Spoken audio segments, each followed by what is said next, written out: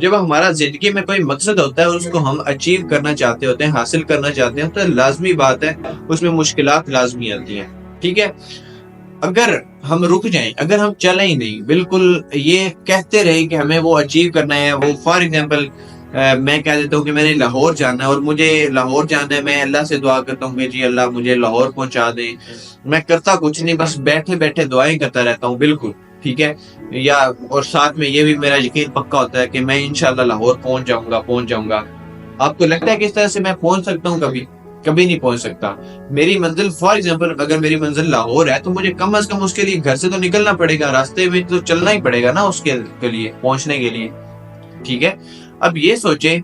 For example میرے پاس کوئی resources نہیں ہے، میرے پاس گاڑی نہیں ہے، میں بس پہ نہیں جا سکتا، ٹرین نہیں ہے، بائک، کچھ بھی نہیں ہے، کوئی بھی ریسورس نہیں ہے، کسی قسم کی کوئی کنوینس نہیں ہے اپنی منزل تک پہنچنے کے لیے،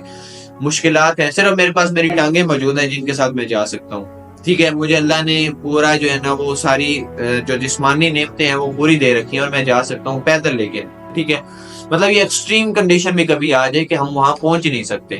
تو پھر بھی ہمیں نکلنا تو پڑے گا. جب ہم نکل جاتے ہیں نا، جب ہم نکل پڑتے ہیں اپنی منزل کی طرف، تو اللہ پاک پہلے تو اللہ پاک دیکھتے ہیں کہ بندہ اپنی پوری کوشش کر رہا ہے، تو اللہ پاک ساری چیزیں آسان کرنا شروع کر دیتے ہیں ڈیفرنٹ طریقے سے، ہمیں سمجھ نہیں آتی اور اس طریقے سے ہمارے لیے آسانیاں ہو رہی ہوتی ہیں. دوسرا طریقہ یہ ہے فار ایگزامپل اگر کوئی ایسی آسانی نہیں بھی ہوتی، ٹھیک ہے، پھر بھی کم از کم ہم چل تو رہے ہیں نا اپنی منزل کی طرف. فار ایگزامپل اگر ہمارے پاس اللہ نے ہمیں اتنی زندگی دی ہو تو شاید ہم پیدل چلتے چلتے پہنچ جائیں، اگر پہنچ گئے تو خوشی ہے، اگر فار ایگزامپل نہیں پہنچے بہت زیادہ مشکلات ہیں اتنی کہ ہمارے لیے پاسبل نہیں ہے، لیکن ہم راستے پہ ہیں، چل رہے ہیں، تو پھر بھی اگر کوئی پوچھے گا کم از کم یہ کہنے کے قابل تو ہوں گے نا کہ ہم کوشش کر رہے ہیں، ایک نہ ایک دن پہنچ جائیں گے.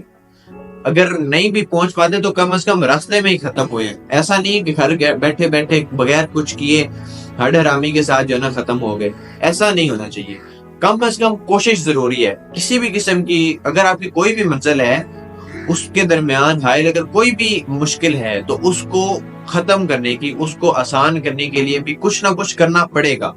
بیٹھے بٹھائے کام نہیں ہونا، صرف انشاءاللہ کہنے سے کام نہیں ہونا. انشاءاللہ کام تب کرے گا جب آپ نے نکلنا ہے، اور پھر اللہ راستے میں آپ کی آسانیاں کریں گے، آپ کے لیے آسان کر دیں گے آپ کی منزل تک پہنچنا. اس لیے برائے مہربانی سوچیں، اگر آپ کا کوئی مقصد ہے تو اس کو حاصل کرنے کے لیے راستے میں نکلیں ضرور، صرف بیٹھے ہوئے کام نہیں چلتا.